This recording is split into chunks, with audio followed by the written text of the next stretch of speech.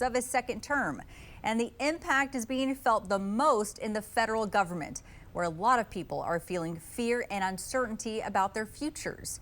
ABC News has learned at least 20,000 federal workers have taken the offer to resign by Thursday. Joining us now is Don Kettl, former dean at the University of Maryland School of Public Policy. Thank you so much for joining us. That's great to be with you, Victoria. And I wish we had time to go over everything that's in the news right now, but we don't. Let's talk about some of the top issues that you're following right now when it comes to President Trump's new term. One of the biggest ones for sure is the question about what DOGE is up to and what Elon Musk is deciding across the federal government needs to be done. And this is unprecedented in so many ways. The creation of this new office to fan out across the entire federal government with ideas for cutting and for slashing and for eliminating agencies and programs. And then in addition to that, issuing orders that people essentially will be put on either leave or being riffed or fired, all of which are things that just never existed at the scale ever before. So there's that, plus the unprecedented effort to freeze aid to state and local governments and contracts and other forms of disbursements last week, which essentially blew up on them and they had to backtrack from. So just a couple things that I think are worth watching here.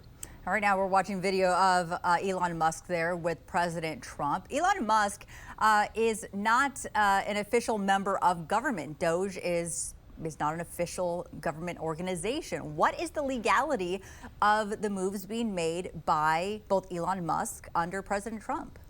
Well, there's a lot of shifting around back and forth. There used to be something called the U.S. Digital Service, which was essentially the government SWAT team for fixing computer problems, and now is the U.S. DOGE Service. So they found a way to be able to create it in a under kind of umbrella in the executive office of the president. And then Musk is a special government employee. So he's not a regular employee, hasn't been confirmed by the Senate, but he's exercising power on behalf of the president.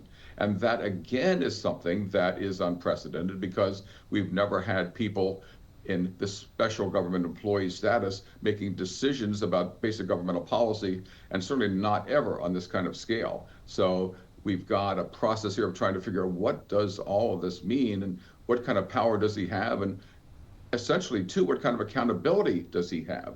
Because if he's making decisions on behalf of the president, is he accountable to anyone except for the president personally? And what does Congress in the end think about the fact that he's trying to shut down agencies that they created? So since this is uncharted territory, what would you advise federal workers to do when it comes to this early resignation? Some people are calling it a buyout. What would you tell them? Well, it's one of these things to be very careful, and in particular, if appropriate, to consult with an attorney to find out exactly what your rights and responsibilities are under this. There is a promise to, if you take this, let's call it a buyout, even though it's not, if you decide by Thursday to do it, and that what you're going to do is be paid by being put on unpaid leave until September, can you count on that? Because Congress, after all, has only appropriated money through March. And so are you sure you're going to be paid for April, May, June, July, August, and September? It's possible that Congress, when it gets back, may, back to the question of a continuing resolution, may decide we're not going to pay people for showing up and not working or not showing up at all. Why should we pay them if they're not going to be actually on the job? So Congress could change its mind about that and undercut Musk. On the other hand, everything may be just fine, but there's enough uncertainty that people who are trying to make this hard decision really ought to consult an attorney to make sure that they understand exactly what their rights are here.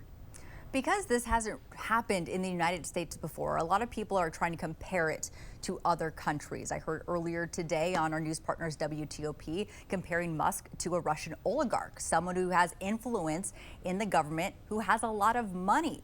What do you think about that comparison? I think that the best way to try to characterize this is to realize that there's just no comparison anywhere at any time to what it is that Musk is doing and how he's operating. There's nothing remotely like this in American history, and to compare it to Russian oligarchs really suggests that Trump is a kind of Putin, and I think that's pushing the metaphors too far. There are tendencies toward authoritarianism here, to be sure, with such a strong exercise of executive power. but the question of how an individual not confirmed by the Senate can exercise power over democratic institutions is something that really lies beyond the boundaries of what it is that we know here in this country, that we beyond the boundaries of what it is we know in terms of accountability, and is going to really provide a direct challenge to the power of Congress itself. The founders, after all, created checks and balances in the system, where the job of Congress was to try to check the power of the president.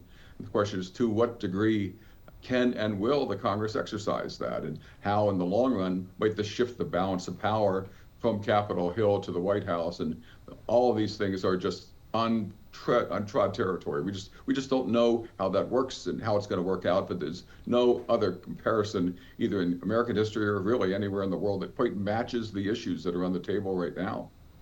And it is changing every day. We'll just have to see what happens tomorrow. Don Kettl, we appreciate your insight.